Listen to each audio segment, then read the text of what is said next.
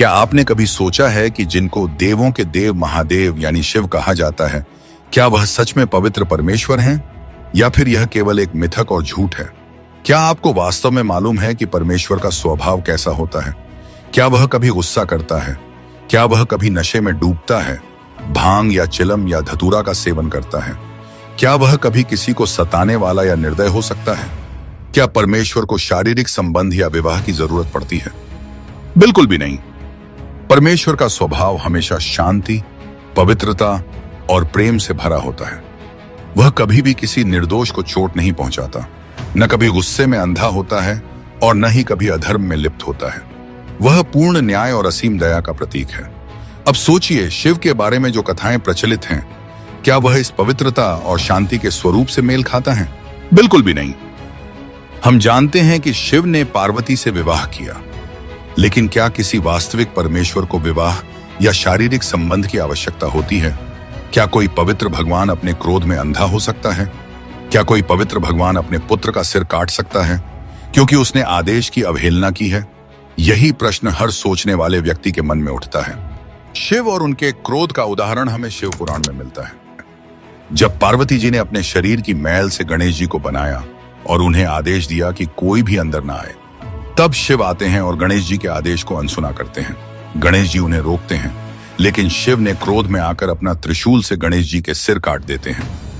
क्या यह परमेश्वर का स्वभाव हो सकता है? यदि शिव भगवान होते तो क्या वह अपने पुत्र के प्रति इतना कठोर और क्रोधी हो सकते थे? इसके अलावा शिव ने अपने गणों को आदेश दिया, जाओ और किसी ऐसे बालक का सिर लेकर आओ जिसका चेहरा उत्तर दिशा में हो और जिसकी मां अपने पुत्र की तरफ पीठ करके सो रही हो।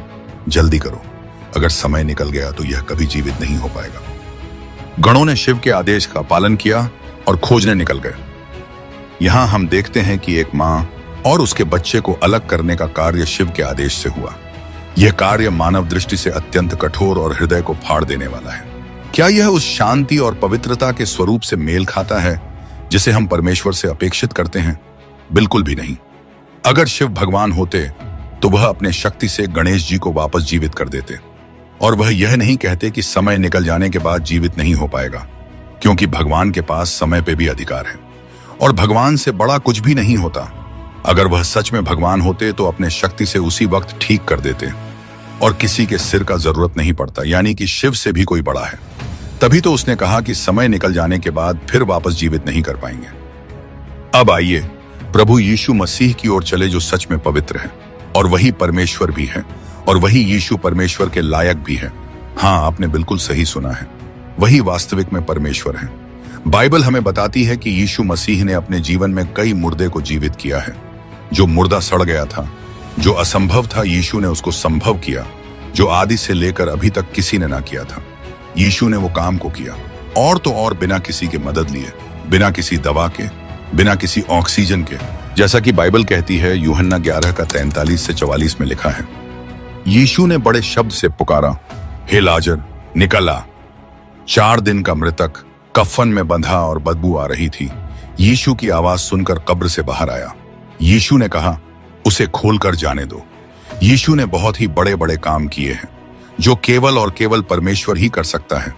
यीशु ने कभी गलत काम नहीं किए कि कोई भी उन पे उंगली उठा सके। यीशु ने ना कभी भांग या चिलम या कोई भी नशे से संबंधित का सेवन किया। वह अंदर से भी पवित्र है, बाहर से भी पवित्र है।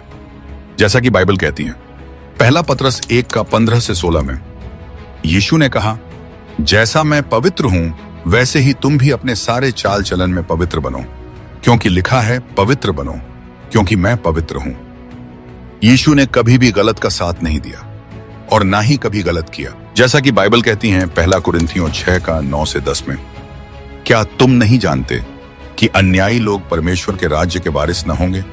धोखा न खाओ, न वेश्यागामी, न मूर्ति पूजक, न परस्त्रीगामी, न लुच्चे, न पुरुषगामी, न चोर, न लोभी, न पियक्कड़, न गाली देने वाले, न अंधेर करने वाले परमेश्वर के राज्य के वारिस नहीं होंगे।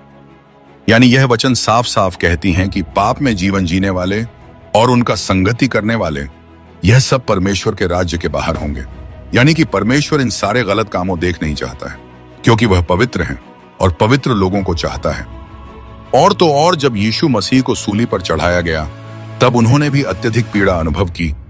लोगों ने ताना मारा और हाथों और पैरों में कीलों के घाव कर दिया था। फिर भी उन्होंने गुस्सा नहीं किया, किसी का नुकसान नहीं किया, बल्कि पूरी तरह से हृदय को शांत पाया और कहा, पिता, उन्हें क्षमा कर, क्योंकि वे नहीं जानते कि वे क्या कर रहे हैं।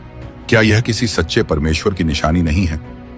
इसके विपरीत शिव ने अपने क्रोध में आकर गणेश जी का सिर काट दिया, जबकि उनके पास पुनः जोड़ने की शक्ति थी।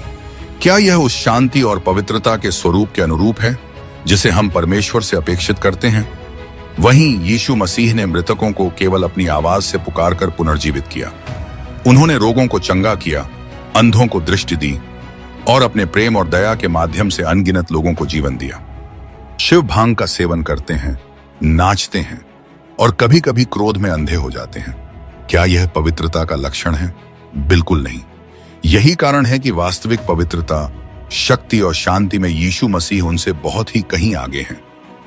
प्रभु यीशु मसीह का संदेश शांति और प्रेम का है।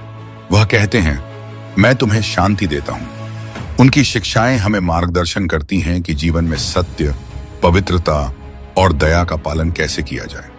जब हम मसीही लोग उनके भवन में जाते हैं तो हम केवल प्रार्थना करते हैं और अपने पवित्र हृदय के साथ प्रभु से जुड़ते हैं। इसके विपरीत शिव के अनुयायी अपने शिवलिंग पर भांग, धतूरा आदि अर्पित करते हैं।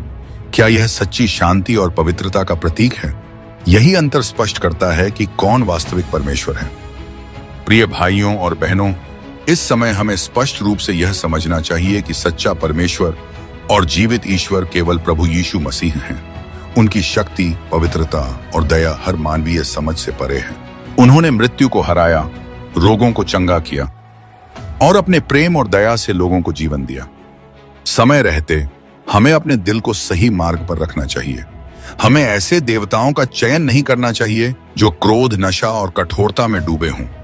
हमें सही परमेश्वर को चुनना चाहिए जो शांति, प्रेम और जीवन का स्रोत है। इसलिए मेरे प्रिय भाइयों और बहनों, आज का संदेश यही है, प्रभु यीशु मसीह को अपनाइए।